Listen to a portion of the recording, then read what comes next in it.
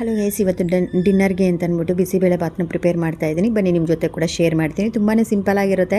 So ಯಾರೇ ಮಾಡಿದ್ರು first time ಮಾಡಿದ್ರು ಕೂಡ ತುಂಬಾ ಟೇಸ್ಟಿಯಾಗಿ ಬರುತ್ತೆ. ಸ್ವಲ್ಪ ರೇಸ್ಮರಿ ವಾಟರ್ ಇತ್ತು, ಅದನ್ನು ಬಾಯ್ಲ್ ಮಾಡಿ ಫ್ರಿಜ್ಜಲ್ಲಿ ಇಡೋಣ ಅಂತ ಅದನ್ನು ಮಾಡಿಕೊಂಡೆ. ನಾಳೆ ಬ್ರೇಕ್ಫಾಸ್ಟ್ಗೆ ದೋಸೆನೂ ಕೂಡ ಇಟ್ಟು ರೆಡಿ ಮಾಡ್ಕೊಂಡು ಇವಾಗ ಬಿಸಿಬೇಳೆ ಭಾತನ ಶೇರ್ ಮಾಡ್ತಾ ಇದ್ದೀನಿ. ಅಕ್ಕಿ ತೊಗೊಂಡಿದ್ದೀನಿ 1 ಕಪ್ಪಷ್ಟು, ಒಂದು ಅರ್ಧ ಕಪ್ಪಷ್ಟು ತೊಗರಿಬೇಳೆ, ಒಂದು 1/4 ಕಪ್ಪಷ್ಟು ಮಸೂರ್ ದಾಲ್, ಅದನ್ನು ಕೂಡ ಹಾಕ್ಬಿಟ್ಟು ಖಾರದ ಪುಡಿ ಮತ್ತು ಆಯಿಲ್ ಇದನ್ನು ಹಾಕ್ಕೊಂಡ್ರೆ ಬೇಗ ಸಾಫ್ಟ್ ಆಗುತ್ತೆ. ಸೊ ತರಕಾರಿಲಿ ನಿಮ್ಮ ಫೇವ್ರೇಟ್ ಯಾವ್ದು ಬೇಕಾದರೂ ತೊಗೊಳ್ಳಿ, ಅದು ಆಪ್ಷನ್ ಅಪ್ ಟು ಯು.